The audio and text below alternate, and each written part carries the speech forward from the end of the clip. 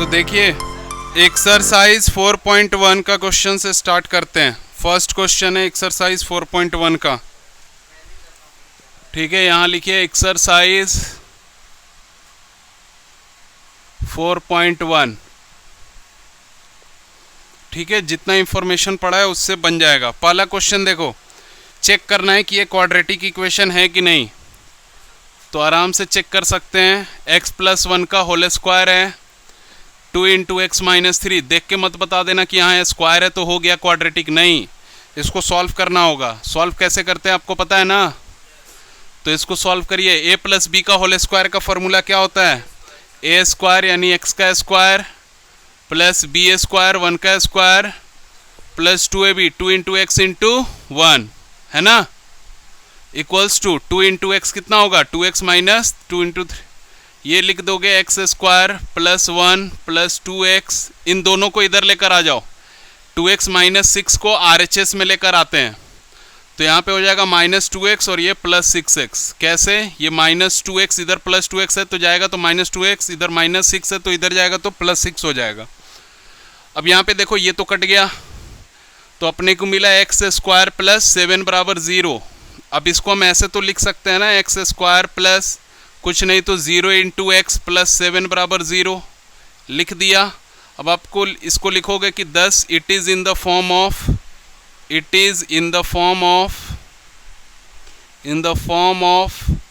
ax² plus bx plus c = 0। Hence it is a, यहाँ एक और लिख देना a ≠ = 0। Hence it is a quadratic equation. It is a quadratic equation. ऐसी सब के आंसर्स लिखने हैं। ठीक है, नेक्स्ट एक और बताते हैं, फिर बाकी आप बना लोगे, समझ गए हो तो।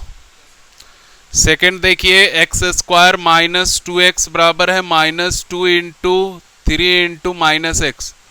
तो x² - 2x हो गया, यहाँ मल्टीप्लाई करोगे 2 - 2 × 3 -6 -2 × -x प्लस 2x। इन सब को इधर ट्रांसपोज करते हैं RHS में। सो हम लिख सकते हैं x² - 2x का -2x ही रहेगा, और ये इधर गया तो और -2x, -6 इधर गया तो +6। अब आप देखो, आप you can write it as 4x + 6 = 0। आप इसको और सुंदर दिखने के लिए ऐसे लिख लो।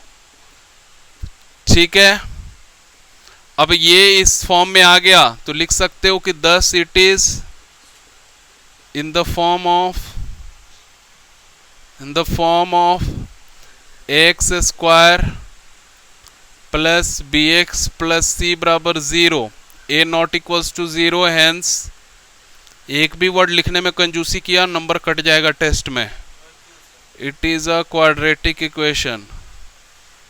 मशीन में एक भी नट ढीला होता है ना तो प्रोडक्ट अच्छा नहीं बनता। वैसे ही अगर एक भी नट ढीला हुआ तो रिजल्ट अच्छा नहीं आएगा। हाँ जी, अब इसमें कोई ऐसा है क्वेश्चन लग रहा है कि जो सबसे टफ है, 8 वाला देखिए, 8 वाला x³ - 4x² - x + 1 = x - 2 का होल क्यूब। अब फार्मूला बस याद रखना है, और जो पूछा है उसी से फार्मूला पूछेंगे। a - b का होल क्यूब का फार्मूला नहीं याद है, a³ गलत, -b³ -3ab यानी a × b। अच्छा, फिर a - b यानी x - 2 लिखना है। अब आप देखो यहाँ पे लिखोगे x³ - 4x² - x + 1, x³ - 2 का cube 8 - 6x x - 2। You will solve it. x³ - 4x² - x + 1, x³ - 8 - 6x², इसको मल्टीप्लाई कर दिया और फिर 6x से -2 में तो +12x।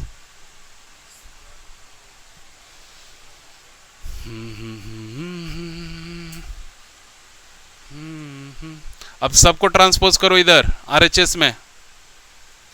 तो x cube minus 4x² minus x plus 1 था, माइनस एक्स क्यूब, ये माइनस 8 इधर जाएगा तो प्लस 8, माइनस 6 इधर सिक्स एक्स स्क्वायर हो जाएगा और प्लस 12x माइनस 12x हो जाएगा।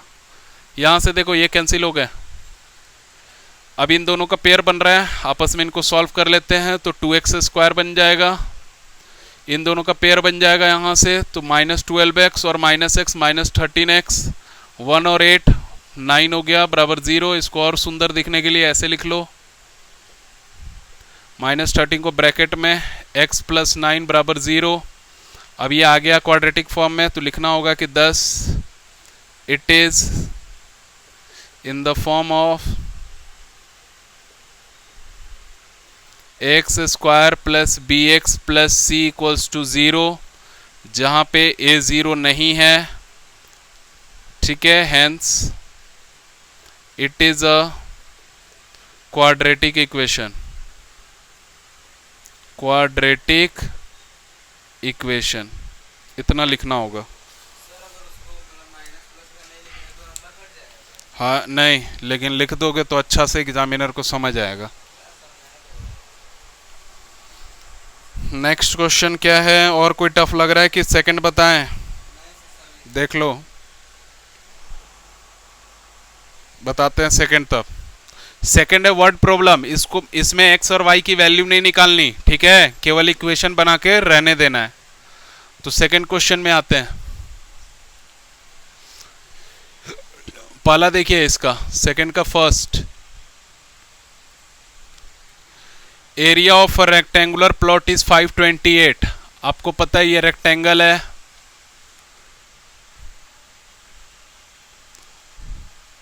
सीधा बन जा। हाँ, तो ये रेक्टेंगल दिख रहा है ना, हाँ दिख रहा है। तो इसका ये लेंथ है और ये है ब्रेथ। अब क्या बोल रहे हैं देखते जाओ। एरिया ऑफ रेक्टेंगुलर प्लॉट दे दिया है, area of the plot 528 metre square, और लेंथ जो है ना, length of the plot, length के बारे में बोल रहा है, लेंथ ऑफ द प्लॉट ये 1 ज्यादा है किससे भाई, 2 टाइम्स इट्स ब्रेथ, यानी ब्रेथ के 2 टाइम्स से 1 ज्यादा है, ये है, ठीक है। जो जो इंफॉर्मेशन दिया था वो लिख दिया। लेंथ और ब्रेथ निकालना है, बट वो निकालना नहीं है, एक्चुअली में आपको एक इक्वेशन बनाना है। तो यहां से ध्यान से देखो, ये लेंथ किस पे डिपेंडेंट है, ब्रेथ पे। तो हम ब्रेथ को अगर x मान ले, x मीटर, क्योंकि यहाँ यूनिट मीटर में है, तो लेंथ मिल जाएगा। तो लेट कर लेते हैं, ब्रेथ मान लेते हैं, let breadth of the plot be, कितना मान लिया, x metre. Then length of the plot क्या हो जाएगा, लेंथ ऑफ द प्लॉट ये हो जाएगा, देखो लेंथ क्या बोल रहा है, ब्रेथ में 2 से ब्रेथ में 2 से मल्टीप्लाई करो, यानी कि 2x और 1 ऐड कर दो, तो 2x plus 1 metre. Now area निकालना है आपको, से area of the plot, area of the plot का फॉर्मूला दिया हुआ है 528 मीटर स्क्वायर क्वेश्चन में, और फॉर्मूले के हिसाब से आपको पता है L इंटू बी होता है, लेंथ इंटू ब्रेथ होगा 528 मीटर स्क्वायर के इक्वल। लेंथ कितना है x, ब्रेथ कितना है 2x प्लस 1 इंटू हो गया 520 इक्वल्स टू 528 मीटर स्क्वायर। अब इनको सॉल्व करेंगे, लेंथ ये x है और ब्रेथ ये है, सॉरी लेंथ ये है ब्रेथ ये है, दोनों को मल्टीप्लाई करेंगे ना, इसको इससे इसको इससे, तो 2x into x 2x square plus ये x हो जाएगा, ये 2x स्क्वायर प्लस x, और यहाँ पे आ गया 528 मीटर स्क्वायर। अब आपको क्या करना है, सबको एक साइड में कंज्यूम कर देना है, तो माइनस 528 आ गया बराबर 0। यही मेरा इक्वेशन आ गया, और यही इक्वेशन रहने देना है, इसके आगे सॉल्व नहीं करना है।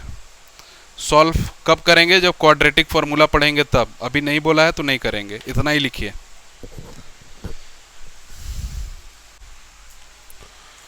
टू का second, the product of 2 consecutive positive integer is 306। 2 consecutive positive integer का प्रोडक्ट कितना है, 306। तो 2 लगातार पॉजिटिव इंटीजर मान लो x और x प्लस 1 लगातार है, तो लेट कर लो 2 positive consecutive integers b x and x plus 1 हो गया। ये दो हो गए लगातार। अब दोनों का प्रोडक्ट कितना है? प्रोडक्ट ऑफ दीज टू कितना दिया हुआ है? 306। तो ये प्रोडक्ट हो जाएगा x इंटू एक्स प्लस 1 बराबर 306। यहाँ से मल्टीप्लाई करेंगे x से x में, तो x स्क्वायर x से 1 में करेंगे तो कितना हो जाएगा? x हो जाएगा बराबर 306। अब 306 को ट्रांसपोज करेंगे इधर, तो x square plus x minus 306 बराबर कितना हो गया? 0। यही मेरा एक इक्वेशन आ गया। ठीक है, सॉल्व तो करना नहीं है। थर्ड देखिए, रोहन की माँ जो है वो 26 साल 26 ईयर बड़ी है रोहन से, और इन दोनों के age product of their ages 3 years from now, 3 साल बाद दोनों के एजेस का प्रोडक्ट कितना है? 360। तो बोल रहा है कि रोहन का प्रेजेंट एज क्या है? तो लेट कर लो, let Rohan's present age, Rohan's present age मान लो x ईयर्स, x ईयर्स। तो एज ऑफ मदर्स एज, इसकी माँ का एज कितना हो जाएगा? मदर्स प्रेजेंट एज कितना हो जाएगा? मदर्स प्रेजेंट एज ये कितना हो जाएगा? तो 26 साल बड़ी है, तो x प्लस 26 ईयर्स है ना।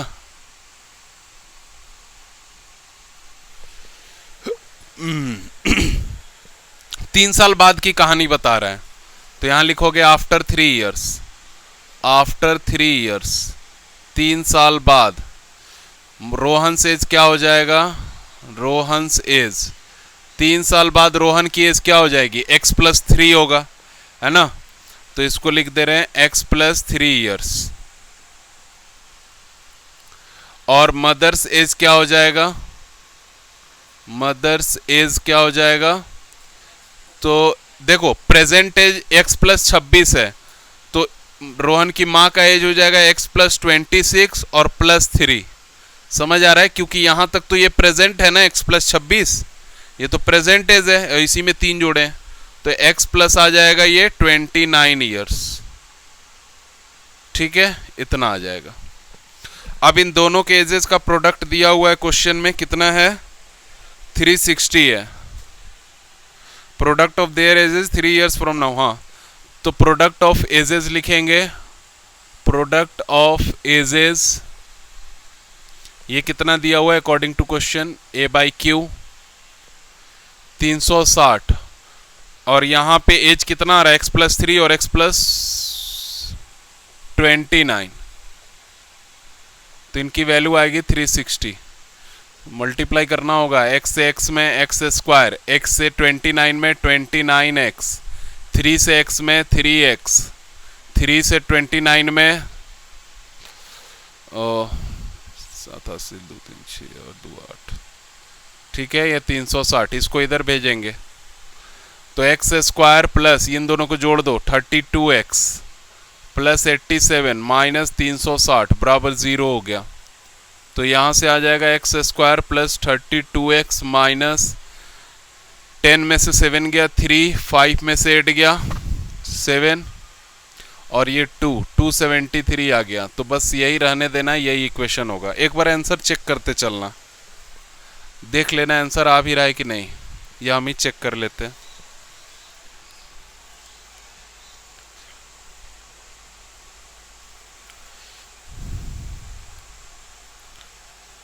X square plus x minus 306 x square 32x minus 273 equals to 0, एकदम सही है।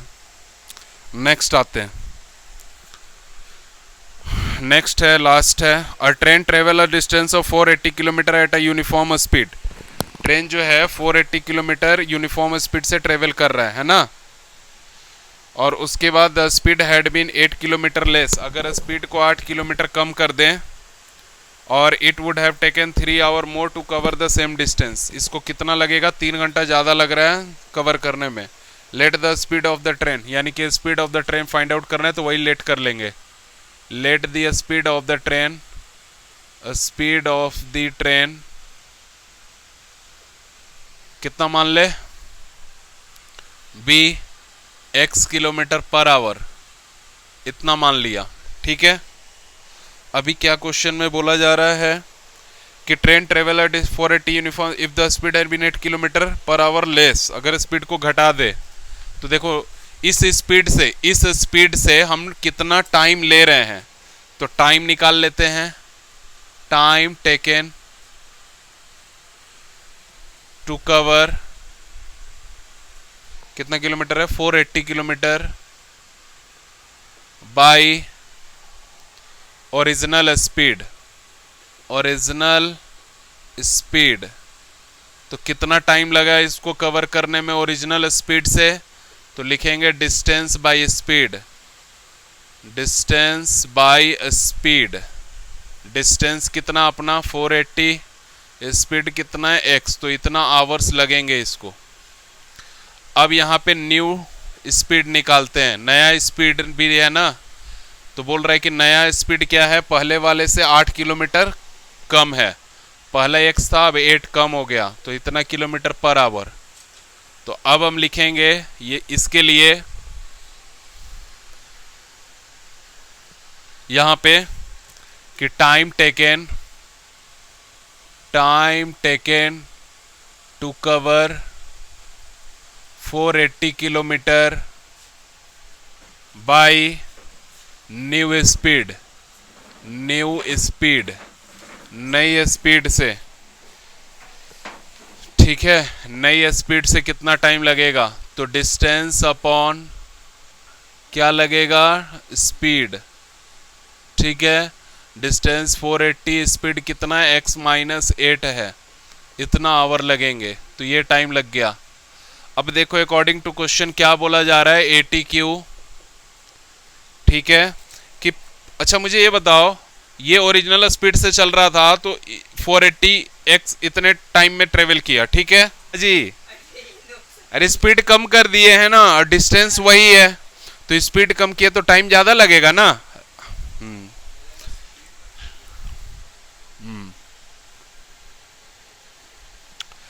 3 hours more to cover the same distance। ठीक है, तो ये 3 घंटे ज्यादा समय ले रहा है, यानी कि ये बड़ा वैल्यू है। इस वैल्यू में से ये पुरानी वाली जो वैल्यू है ओरिजिनल वैल्यू, ये घटा दीजिए, कितने घंटे का फर्क आ जाएगा, 3 घंटे का। यही इक्वेशन है। अब इसको सॉल्व करना होगा। देखो इन दोनों का एलसीएम ले लेते हैं, तो x इंटू एक्स माइनस 8 दोनों को मल्टीप्लाई करके एलसीएम ले लेंगे। x माइनस 8 से ये डिवाइड हुआ तो x से ये मल्टीप्लाई होगा तो 480x आएगा, माइनस x से ये x कट गया ये वाला, तो x माइनस 8 से इसमें मल्टीप्लाई करेंगे तो 480, और यहाँ पे लिखेंगे x माइनस 8। अब समझ आ गया होगा, तो बराबर 3 बाई में 1 कर लो। डायगनली मल्टीप्लाई करना है तो 1 से इधर कोई फर्क नहीं पड़ेगा, इससे इसमें फर्क आएगा। ये हो गया 480x माइनस, ये देखो कितना आ गया 480x माइनस माइनस प्लस 0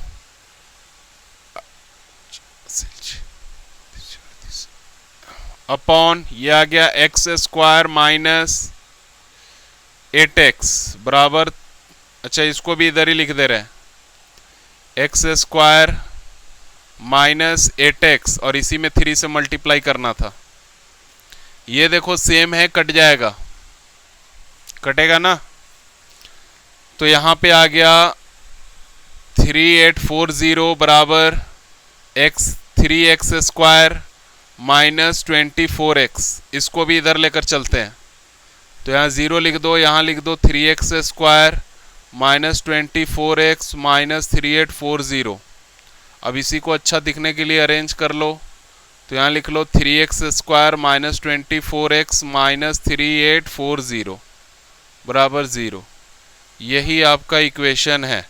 अब आप चाहो तो यहाँ कॉमन आ रहा है क्या, 8 4 12 3 15, 3 कॉमन आ रहा है जी, कॉमन निकाल सकते हो यहाँ से। ठीक है, कॉमन निकाल सकते हो, तो 3 मान लो मैंने कॉमन ले लिया यहाँ से, तो 3 कॉमन लिया तो x square minus 8x minus 3 कम 3 कट गया, 3 दूनी 6 2 4 8 3 का 24 0। तो यानी ये आंसर, अब ये 3 इधर डिवाइड में आएगा तो 0 हो जाएगा। तो फाइनल आंसर लिख रहे हैं x square minus 8x minus 1280 बराबर 0। यही इक्वेशन है। अब इसको तोड़ना नहीं है, वो अगले एक्सरसाइज में तोड़ेंगे हम लोग।